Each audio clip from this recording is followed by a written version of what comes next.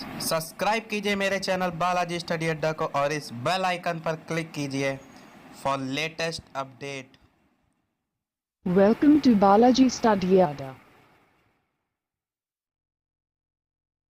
नमस्कार दोस्तों, बालाजी स्टडी अड्डा में आपका स्वागत है। जैसे कि समावेशी शिक्षा की हम बात कर रहे हैं, तो पिछले वीडियो में हमने बात की थी जो अस्थि-बाधित बच्चे होते हैं उनके बारे में, उनकी शिक्षा के बारे में और उनके प्रकार के बारे में। अगर पिछला वीडियो आपने नहीं देखा है, साइड में आई बटन है, उस पर क्लिक करके आप वो देख सकते हैं। कंप्लीट प्लेलिस्ट वीडियो के डिस्क्रिप्शन लिंक में आपको मिल जाएगी। आज की वीडियो में हम बात करेंगे अस्थि-बाधित बच्चों की किस प्रकार हम पहचान कर सकते हैं, उनके क्या कारण होते हैं और उसके साथ साथ उनकी जो शिक्षा होती है उसके बारे में। तो सबसे पहले बात करते हैं अस्थि-बाधित बच्चों की पहचान को पॉइंट्स के आधार पर।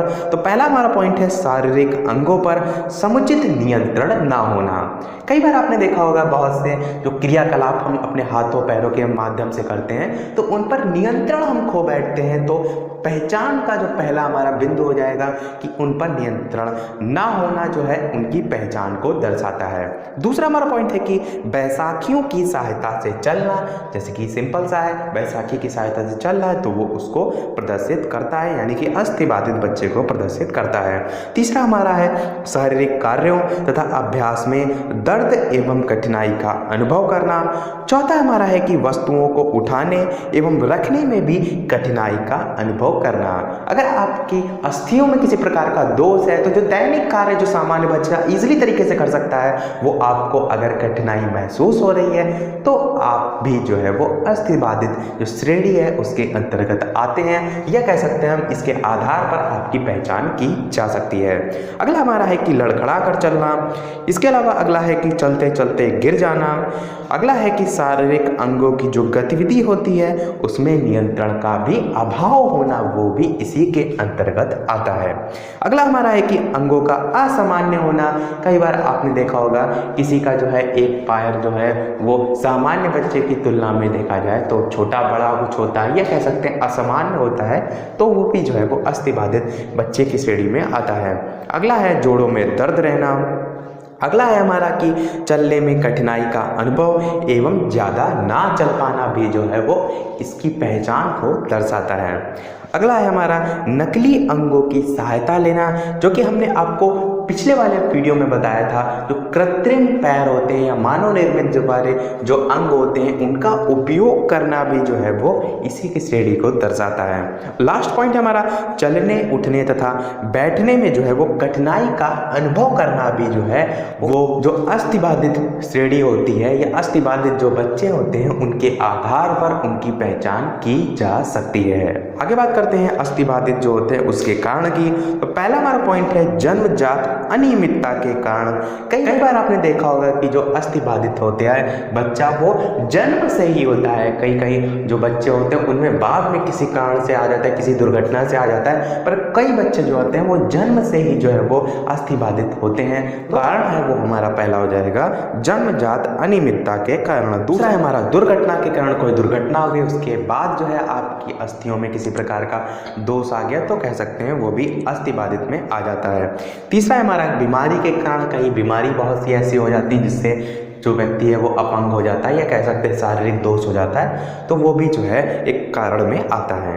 तो यही तीन जो है वो मेन रूप से कारण होते हैं, कोई जन्मजात, या कह सकते हैं दुर्घटना, या कह सकते हैं किसी बीमारी के कारण जो है वो अस्थि-बाधितता का गुण आ जाता है। अब बात करते हैं अस्थि-बाधित जो बच्चे होते हैं उनकी शिक्षा होती उनको किस प्रकार संपन्न किया जा सकता है।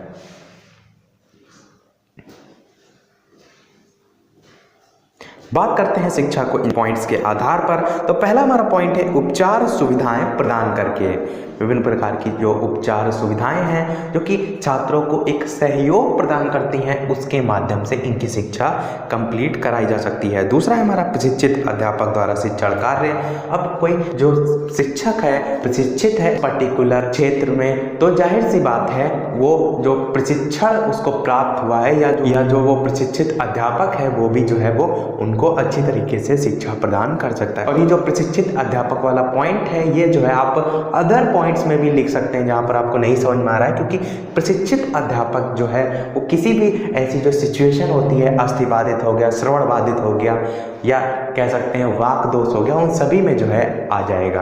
अगला हमारा पॉइंट है कि विशेष कक्षाओं के आयोजन द्वारा भी, ये भी हम पॉइंट कहीं भी लिख सकते हैं कि विशेष कक्षाएं उनके लिए आयोजित की जाए, उनके स्तर के अनुसार जो है उनको पढ़ाया जाए। तो ये भी जो है हम पॉइंट जो है वो लिख सकते हैं। तो आपको जो है वो मेन पॉइंट ऐसे याद रखने हैं जिनको जो है आप अदर जो क्वेश्चन है उनमें भी यूज कर सकते हैं। अगला पॉइंट है हमारा कि अतिरिक्त कक्षा के सृजन से भी जो है उन जो बच्चे होते हैं उनके लिए एक्स्ट्रा क्लासेस चलाई जाएं तो वो भी जो है उनको हेल्प करती हैं।